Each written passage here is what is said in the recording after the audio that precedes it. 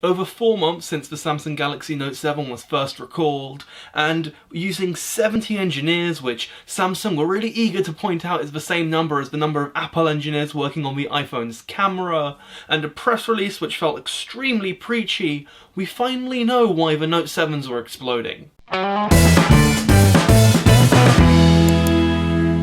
To understand it though, you have to look at this. This is a phone battery. This one is actually shot, which makes this even better. Let me bring it closer. So this is the Note 7 that I shot when I was kind of angry with Samsung, and you can kind of make out there are all these layers. Now that's really important. All of these layers make up positive and negative, and there can be dire consequences if they're not separated properly. And surprise, surprise, they weren't separated properly. In fact, they were separated the opposite of properly, and they released an infographic to show it off, so here it is. Looking at it, you can see that the negative electrode on the abnormal battery curves over, as the batteries are just too curved and there isn't the space being made there, whereas when you look at the normal one, they're all completely straight. Now when it curves over like that, that means that two of the negative electrodes might touch, meaning they end up shorting out and could cause a fire. On top of that, the negative electrode was too far up. It actually ended up curving round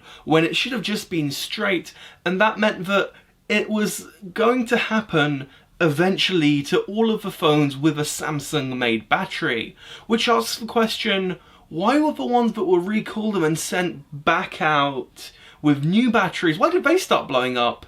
And we have news for that as well. You see, in their rush to push out phones, considering it took them 2 weeks to go from recall to sending out the working phones, in that push, the Chinese companies couldn't keep up their standard of quality, and it meant there are a couple of issues with the batteries. Again, thanks to images as provided by Samsung, you can see that there were high welding burrs on the positive electrode, basically meaning there was a bit of a pointy bit, and it would actually puncture the separator, and meant that that positive and negative electrode could touch, causing another short, and again causing a fire. On top of that, it seems that some of the batteries were missing insulation tape, which is a big no-no. You always need to have that level of safety there, but they were in a rush and it just didn't work out. Now because of this, Samsung has actually introduced an 8-point system for checking batteries, one of which being an X-ray. The X-ray is what would have detected those bent electrodes that were otherwise missed.